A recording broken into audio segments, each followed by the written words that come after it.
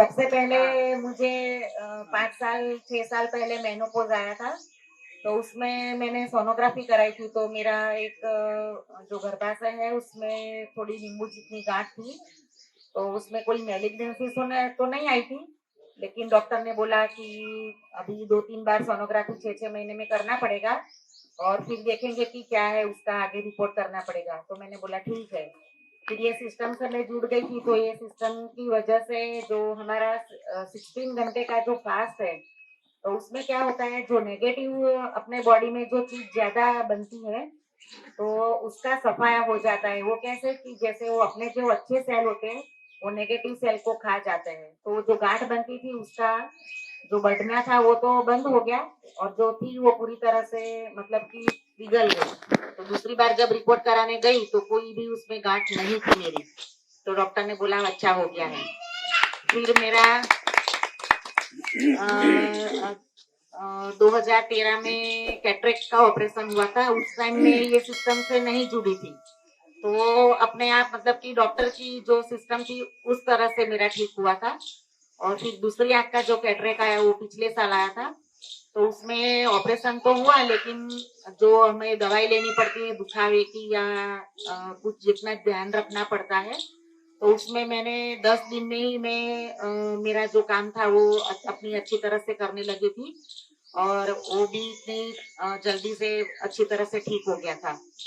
फिर अभी ये साल में मेरा ये हुआ कि 2 बार एक ही पैर में मुझे चोट आई। एक बार मेरे रोड एक्सीडेंट में चोट आई तो फ्रैक्चर हुआ। तो 2 महीने में वो बिना कुछ भी मतलब कि जो प्लास्टर लगाते हैं वो नहीं लगाया था, मगर वो जो दूसरा बैंडेज आता है तो उसके सहाय से मेरा फ्रैक्चर ठीक हो गया। तो उसमें मैंने वो पहले ही 3-4 दिन में जो पेन किलर लेनी पड़ती है उसमें भी डॉक्टर ने 3 टाइम या दुखावे जब भी हो जाए तो लेने का बोला था। तो उसमें मैंने सिर्फ दिन में 2 ही बार लेके वो मेरा दुखावा कम कर दिया। और उसके बाद मैंने 3-4 दिन के बाद मैंने कोई दुखावे की गोली नहीं ली और आराम करके ही। और ये न्यू डाइट सिस्टम में जो 16 घंटे का फास्ट और पूरा दिन मतलब कि खाना नहीं खाती थी क्योंकि बेड में रहना है। तो बेड में रह के खाना वो पकाया हुआ रोटी सब्जी खा के अपना वजन भी बढ़ता है और इसको हीलिंग का टाइम भी कम मिलता है। तो जो पूरा जो ये प्राकृतिक खाना है तो उसकी हेल्प से खाना जल्दी हजम हो जाता है। तो ये जो दुखावा है या जो फ्रैक्चर है उसको हील होने में ज्यादा टाइम मिलता है। तो डॉक्टर का जो पूरे सारे दुनिया के सब डॉक्टर है, वो जो सब इंसान को जैसे ठीक होता है विज्ञान जो बोलता है उस तरह से वो बोलते हैं कि 2 महीने में होगा 3 महीने में, क्योंकि हड्डी है। कोई भी अपने से चोट लगती है स्किन पे तो वो 2-3 दिन में या एक वीक में ठीक हो जाते हैं, लेकिन हड्डी में 3 महीना तो होता ही है। तो मेरा यह 1 महीने में हो गया था। और 1 महीना का और रेस्ट था मेरा। तो उस दरमियान में घर पे ऐसे बाथरूम में गिर गई तो फिर से वही पैर में मुझे चोट आई। उसमें फ्रैक्चर नहीं हुआ और वो जो अगला फ्रैक्चर था उसमें भी कुछ नहीं लगा। लेकिन ये मेरा जो पटेला बोन है जो ढीचन बोलते हैं ढाकनी बोलते हैं, उसमें उसका जो सारे मसल्स है टेंडन्स है वो टूट गए थे। और मैं ज्यादा जोर से गिरी थी तो उसकी वजह से वो पूरी ढकनी का मेरा ऑपरेशन करना पड़ा। लेकिन उसमें भी डॉक्टर ने बोला था कि 6 महीने या 3 महीने आपको पैर भी नीचे नहीं रखना है।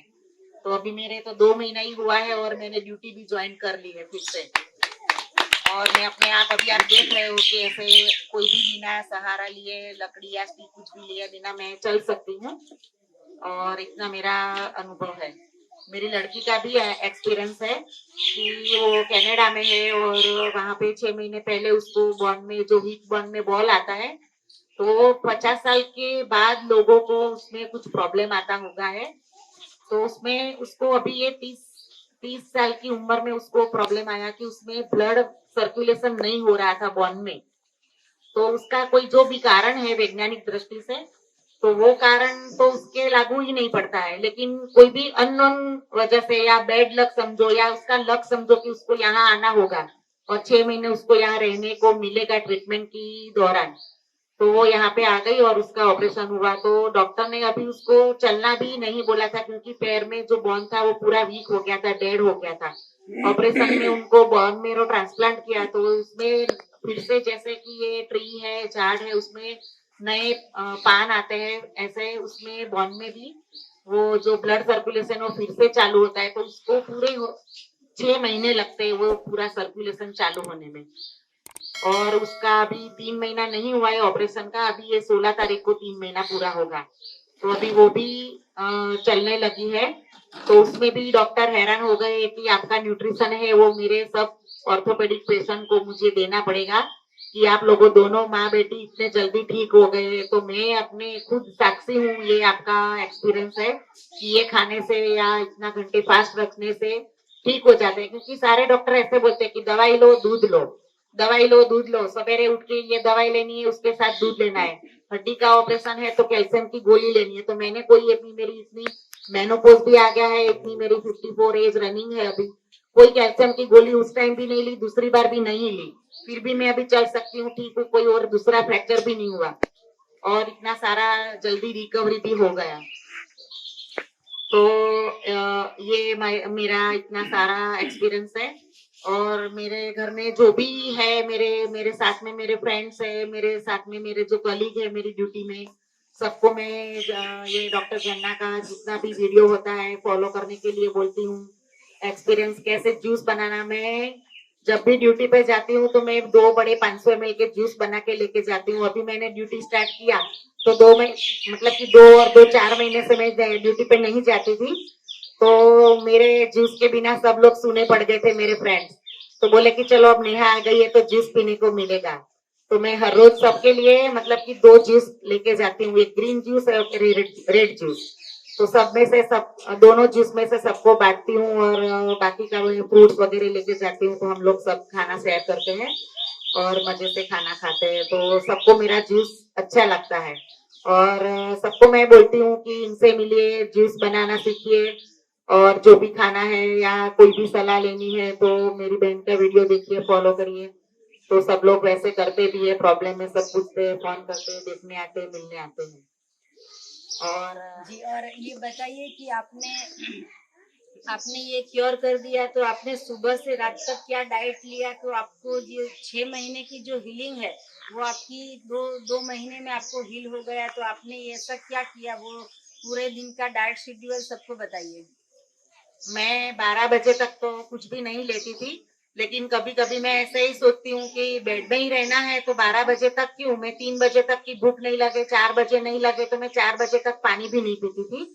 और उसके बाद मुझे जो भी जूस पीना है, ग्रीन जूस पीना है या रेड जूस पीना है, तो वो मैं जूस बनाती हूँ। रेड जूस में मैं गाजर यूज करती हूँ और पोमोग्रेनेट है उसको छिलके के साथ में यूज करती हूँ। अभी स्ट्रॉबेरी की सीजन है तो मैं स्ट्रॉबेरी लेती हूँ, टमाटर लेती हूँ। तो जितने रेड फ्रूट्स और वेजिटेबल है उसका मैं रेड जूस बनाती हूँ। जितने ग्रीन में पत्तियां है और ये पेठा है, दूधी है, ककड़ी है, पालक कोथमीर पुदीना है, तो उसका मैं ग्रीन जूस बनाती हूँ। वैसे करके मैं ग्रीन और वो दोनों जूस बनाती हूँ। और कभी कभी फ्रूट में मैं ये संतरे का जूस बनाती हूँ, पाइनएप्पल का जूस बनाती हूँ।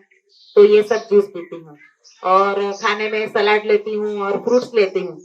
शाम को भी मैं ऐसे पकाया हुआ खाना इतना नहीं खाती हूँ और मुझे सब्जी खाना बहुत अच्छा लगता है। तो मैं बैंगन की सब्जी सब्जी उसमें जिस तरह से अलग अलग जितनी भी स्टाइल से बनती है वो मैं बना के खाती हूँ। पका के या कच्ची?